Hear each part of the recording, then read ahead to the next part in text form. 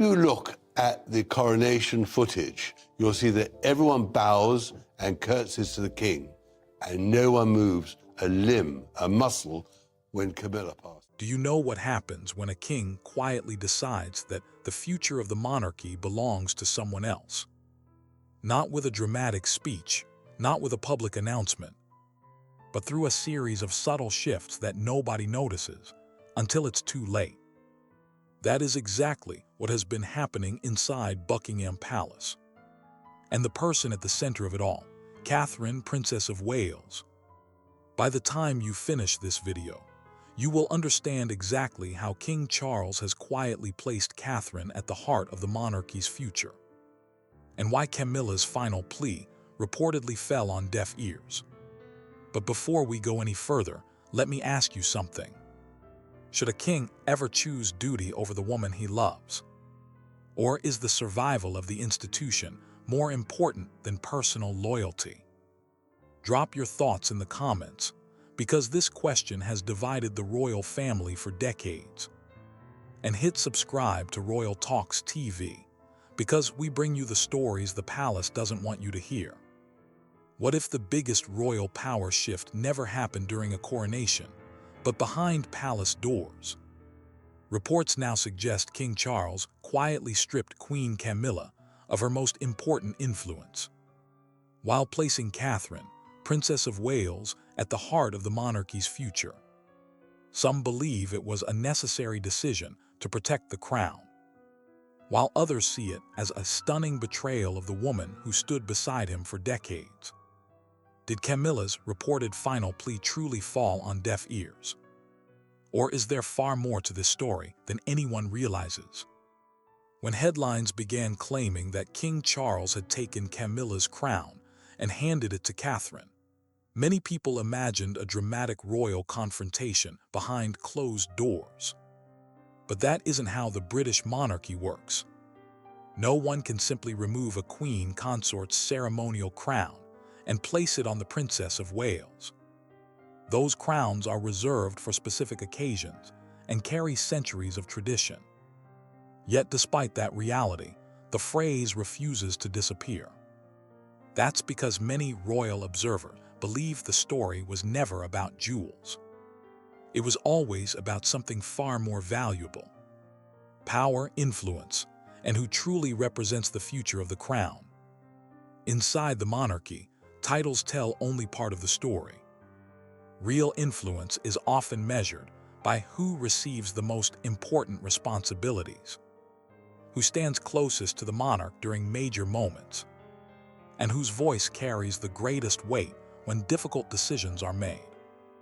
Those changes rarely arrive with official announcements. Instead, they unfold quietly through subtle shifts that palace watchers have learned to recognize over time. Over the past few years, many have noticed those subtle changes becoming harder to ignore. Catherine, Princess of Wales, has increasingly taken center stage during major royal events. Whether attending state occasions, leading significant engagements, or representing the monarchy at home and abroad, her presence has become more prominent than ever. At the same time, King Charles has repeatedly emphasized the importance of preparing the next generation, placing growing confidence in both Prince William and Catherine as the faces of the monarchy's future. That shift has naturally fueled speculation. Was the king simply giving his heir and future queen greater visibility? Or was something more significant happening behind palace walls? Royal commentators have pointed out that institutions often communicate through actions rather than words.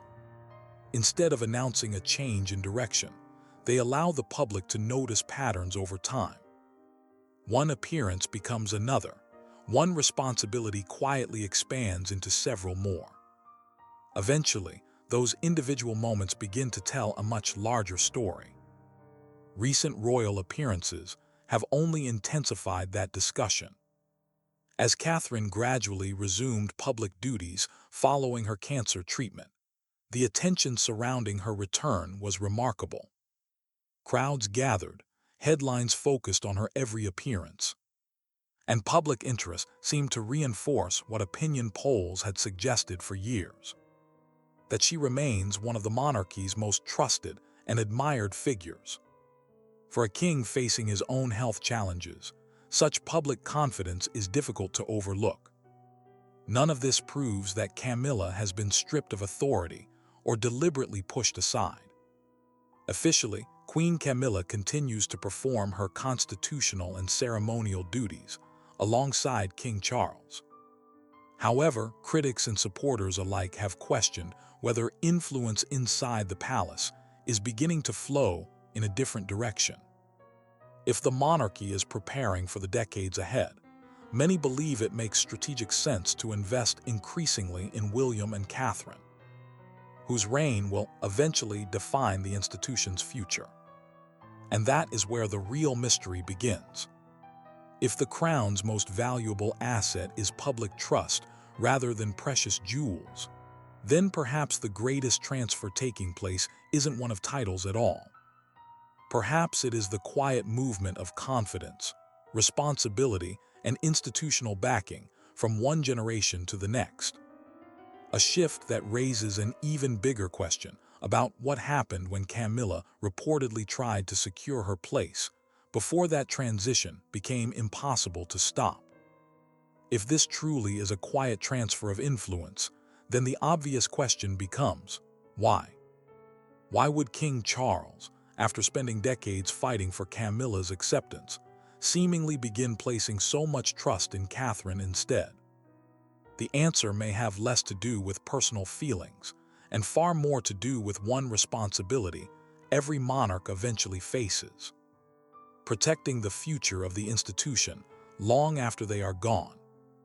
For any king, succession planning never really ends. Every decision is measured not only by today's headlines, but by whether the monarchy will remain stable years from now. Since ascending the throne in 2022, Charles has repeatedly spoken about a slimmer, more focused monarchy, one built around a smaller group of senior working royals. That vision naturally places Prince William and Catherine at the center, not because they are replacing anyone today, but because they will one day inherit the greatest responsibilities. When Catherine eventually began returning to royal duties, the public reaction was overwhelming. Crowds gathered wherever she appeared, and media attention reflected a renewed appreciation for her calm, measured approach during an intensely difficult period. For many observers, that response demonstrated something the palace could not manufacture through speeches or public relations. It revealed trust. Trust has always been one of the monarchy's most valuable assets. A crown may symbolize authority, but public confidence gives that authority meaning. Throughout modern royal history, the institution has survived periods of controversy largely because certain individuals were able to maintain that connection with the public. Increasingly, Catherine appears to be one of those figures. At the same time, Prince William has continued taking on larger responsibilities as heir to the throne. Together, William and Catherine present an image of continuity that many believe aligns with Charles's long-term vision. They represent the next generation, the future king and queen, and the family expected to guide the monarchy through the decades ahead. From a strategic perspective, investing in them now could simply be prudent planning rather than a dramatic redistribution of power. That distinction matters. There is little evidence that Charles is motivated by personal resentment toward Camilla. After all, he spent years defending their relationship and ultimately ensured she was crowned queen consort. But being devoted to one's wife and preparing the institution for the future are not necessarily the same responsibility. A monarch is expected to think beyond personal loyalties and consider what best protects the crown itself. If that is indeed the calculation Charles has been making, then the growing prominence of Catherine begins to look less like a rejection of Camilla and more like a carefully considered strategy. But even if no one intended to sideline the queen, perceptions inside the palace can change quickly. And if Camilla began noticing those changes herself, the next chapter may reveal why concern quietly turned into something far more serious. Charles may have chosen continuity over comfort. But what did Catherine's rising influence reveal behind palace walls? Was Charles preparing the monarchy for a future even Camilla couldn't control? And what decision was quietly waiting in the next chapter, ready to change the royal hierarchy forever? Keep watching. If King Charles was quietly preparing Catherine for the monarchy's future, there was one person almost certain to notice before anyone else: Queen Camilla. Life inside the royal family is built on routine, protocol, and subtle signals. Long before the public spots a change, those living within the institution can often sense it through the smallest details. A meeting is handled differently, an invitation goes elsewhere, a briefing lands on another desk. None of these moments make headlines on their own, but together they can paint a picture that is impossible to ignore. For years, Camilla stood beside Charles through some of the most difficult chapters of his public life. She endured decades of criticism, slowly rebuilt her reputation, and eventually became queen consort when Charles ascended the throne. Reaching that position was not the end of a journey. It was the result of one that had taken nearly 20 years.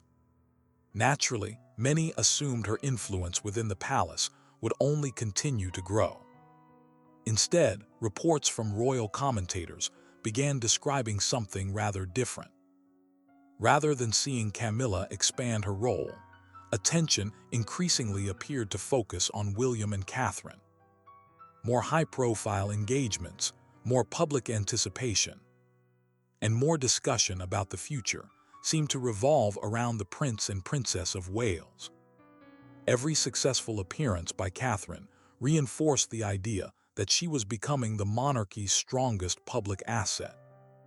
Whether intentional or not, the contrast became increasingly noticeable inside royal households. Influence is rarely measured by grand announcements. It is measured by access. Who attends the most important meetings? Who is consulted before major initiatives are launched?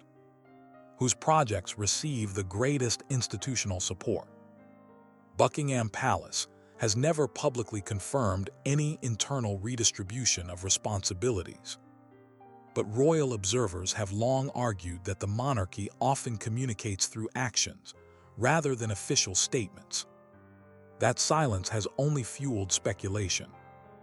As Catherine gradually resumed public life following her treatment, her appearances carried unusual symbolic weight. They were presented not simply as routine engagements, but as moments representing resilience, stability, and continuity. Meanwhile, King Charles continued balancing his own recovery with the demands of the crown, making the need for dependable senior figures more important than ever. In that environment, William and Catherine naturally became increasingly visible. For Camilla, if these reported shifts were unfolding behind the scenes, they may have felt less like isolated decisions and more like pieces of a much larger strategy. No single event would necessarily suggest she was losing influence. But when enough small adjustments happen over time, even experienced palace figures begin asking difficult questions. Was the institution quietly preparing for the next generation sooner than expected?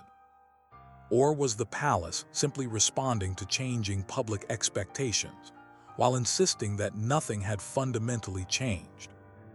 Those are two very different explanations. Yet from the outside, they can appear remarkably similar.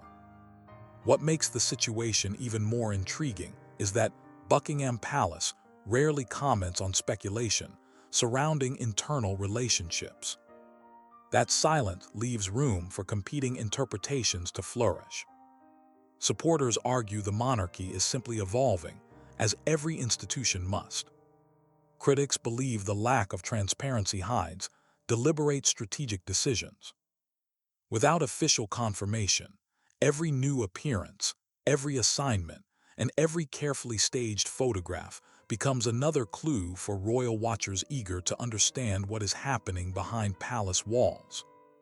Whether those observations accurately reflected reality or not, one thing became increasingly difficult to dismiss.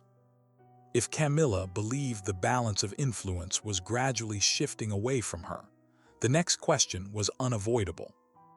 Would she simply accept the changing landscape?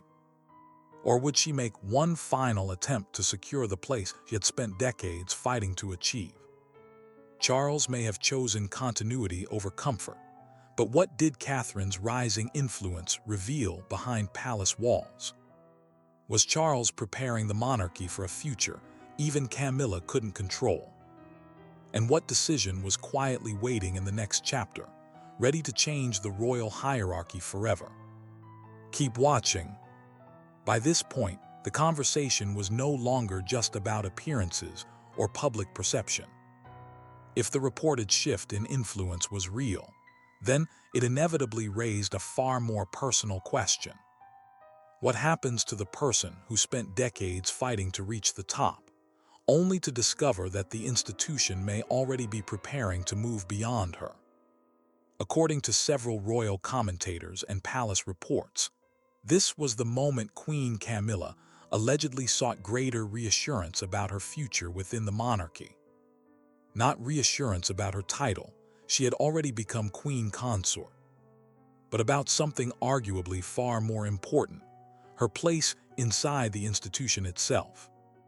If responsibilities were gradually moving toward Catherine, would there be any guarantee that Camilla's remaining influence would be protected? That question lies at the heart of the controversy. Although Buckingham Palace has never publicly confirmed such discussions, reports have suggested that Camilla wanted clearer assurances regarding the responsibilities she had spent years developing. From charitable patronages to ceremonial roles and her broader institutional standing, the concern was allegedly not about today's duties alone, but about what might happen as King Charles increasingly prepared William and Catherine for the future. It is a scenario that makes sense from both perspectives. After all, Camilla's journey into public acceptance was neither quick nor easy. For years, she remained one of the most controversial figures connected to the royal family. Gradually, through consistent public service and quiet dedication to causes, including literacy, domestic violence awareness, and osteoporosis prevention, she earned a level of respect that once seemed almost impossible. Protecting that legacy would be understandable for anyone who had invested so much to build it. Yet, the monarchy has always operated according to a different principle.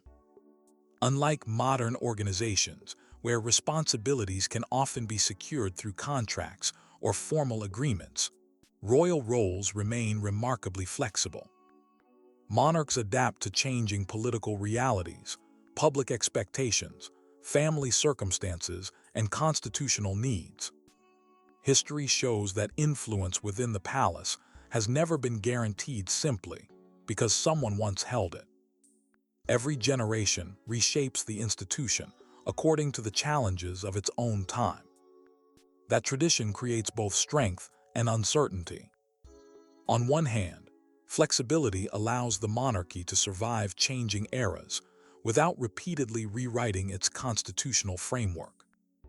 On the other hand, it means even senior members cannot always predict how their responsibilities will evolve. Titles may remain unchanged, while influence quietly shifts elsewhere. A pattern historians have observed throughout centuries of royal history. If reports are accurate, Camilla's alleged request therefore represented much more than a personal concern. It challenged one of the institution's oldest unwritten rules. Asking for long-term guarantees inside a system built upon adaptability was always likely to prove complicated. Granting such assurances could limit future monarchs or senior advisors as circumstances changed. while refusing them risked deepening uncertainty at precisely the moment stability mattered most.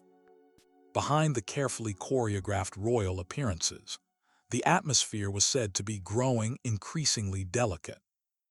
No dramatic public confrontation emerged. No official statement acknowledged any disagreement. Instead, as is often the case within the monarchy, silence became the dominant language. Meetings continued, engagements proceeded, and smiles remained firmly in place whenever cameras appeared.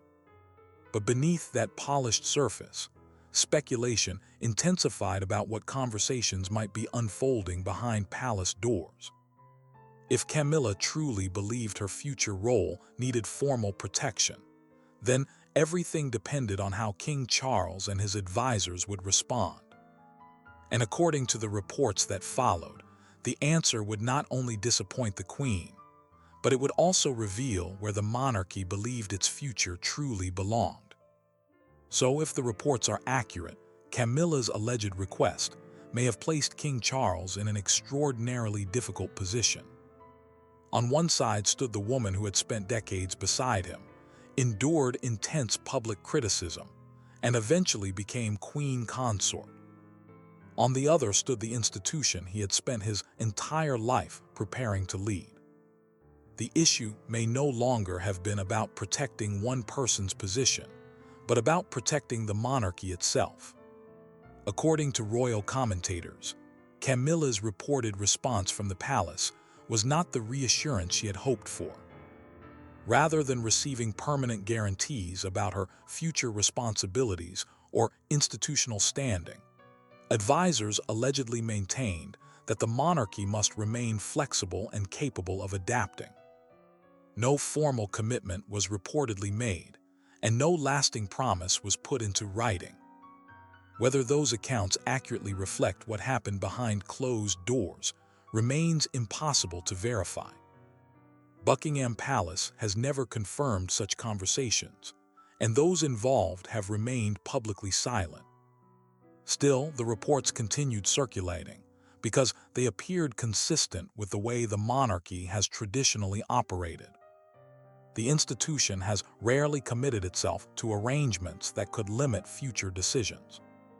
That approach also reflects one of King Charles's most discussed ambitions, creating a smaller, more focused monarchy suited to modern expectations. Long before becoming king, Charles spoke about reducing the number of senior working royals and concentrating resources and public attention on those expected to carry the institution forward. Within that vision, every decision takes on greater significance. With fewer people representing the crown, responsibilities naturally become more concentrated. As heir, Prince William stands at the center of that future. Beside him is Catherine, whose popularity, credibility, and growing experience have strengthened her position as the monarchy's future queen. Expanding her responsibilities, therefore, would not necessarily diminish Camilla's contributions. It could simply reflect the practical reality of preparing the next generation well before the eventual transition. For Camilla, however, that reasoning may have offered little comfort. After years of rebuilding her reputation and establishing meaningful charitable work, watching the institution gradually shift its attention elsewhere could have been deeply painful. This is where personal loyalty and institutional duty collide. Charles is not only Camilla's husband, he is also the sovereign responsible for the crown's long-term stability. If that principle guided the reported response, the message extended far beyond one private conversation. The monarchy's future could not be secured by preserving existing influence, but by preparing those who would eventually inherit its greatest responsibilities. Perhaps this was never about removing Camilla at all, but ensuring William and Catherine were ready when the next chapter finally began. The palace had made its position clear, but was this really about one request or a much larger plan to reshape the monarchy itself? And as Catherine's influence grows, What decision could force Camilla to confront a future she never expected? Stay tuned. By now, one question has become impossible to ignore. If Camilla is not being deliberately pushed aside, then why does Catherine appear at the center of so many important royal moments? The answer may lie in a distinction often overlooked. Preparing someone for the future is not the same as replacing someone in the present. For years, Catherine has built a royal portfolio, extending far beyond ceremonial appearances. Her work on early childhood development, mental health awareness, and family well-being has developed gradually through partnerships with researchers, educators, healthcare professionals, and charitable organizations. That long-term approach has strengthened her reputation as a working royal focused on lasting impact rather than short-term publicity. Public confidence in Catherine has also remained remarkably strong, even during the difficult months surrounding her cancer diagnosis and treatment. She remained among the most trusted members of the royal family. Her carefully worded messages, emphasis on family, and measured return to official duties reinforced an image of resilience that resonated with people across Britain and beyond. That response demonstrated something the monarchy cannot simply manufacture: genuine public goodwill. For King Charles, those qualities carry enormous significance. A monarch's responsibility is not only managing the present institution, but ensuring its respect among future generations. With Prince William destined to become king, Catherine will eventually become queen consort. Preparing her for that role is therefore not unexpected. It is essential to ensuring continuity when the next reign begins. Royal observers have frequently suggested that Charles has taken an active interest in Catherine's development as a senior royal. Although the palace does not disclose private conversations, commentators have noted her increasing involvement in major engagements, growing confidence during state occasions, and expanding visibility alongside the King and Prince William. Whether through formal guidance or shared experience, many believe Charles understands that investing in Catherine today strengthens the monarchy tomorrow. Diana, Princess of Wales, also continues to shape public perception. Nearly 3 decades after her death, Diana remains one of modern royal history's most influential figures. Comparisons with Catherine have emerged not because Catherine seeks them, but because both women have shown an ability to connect naturally with the public during moments of national emotion. In a constitutional monarchy, symbolism can carry as much weight as formal authority. As Catherine's responsibilities expand, those symbols inevitably fuel speculation that she is becoming the public face of the monarchy's next chapter. Yet that does not necessarily mean Camilla has been replaced. Camilla remains queen consort in the present, while Catherine is prepared for the future. Whether that balance can survive public speculation remains the question. Yet, as Catherine quietly steps closer to the future throne, another question begins to haunt the palace. Is her rise truly part of a carefully planned succession? Or is something deeper unfolding behind the scenes? And what did Charles know before the public noticed? So after everything we've explored, one final question remains. Has the monarchy already chosen its future? Even if it has never officially admitted it, looking at the pattern of events, many royal observers believe the answer may already be unfolding. Not through dramatic announcements, but through carefully managed decisions shaping the institution's next chapter. For King Charles, legacy is about more than his own reign. Monarchs are often remembered not only for what they accomplished, but for the condition in which they leave the crown to the next generation. For Charles, that means ensuring the monarchy remains stable, relevant, and respected long after his reign ends. That responsibility naturally places Prince William and Catherine at the center of the conversation. As the future king and queen, they are expected to guide the institution through challenges Charles may never face. Public expectations are changing, media scrutiny is intensifying, and support for the monarchy can no longer be taken for granted. Preparing William and Catherine for that reality may be essential to the institution's long-term survival. Seen from that perspective, many developments discussed throughout this story begin to fit together. Catherine's expanding responsibilities, William's growing leadership, and Charles's reported vision of a streamlined monarchy all point toward one objective: preparing the next generation before transition becomes unavoidable.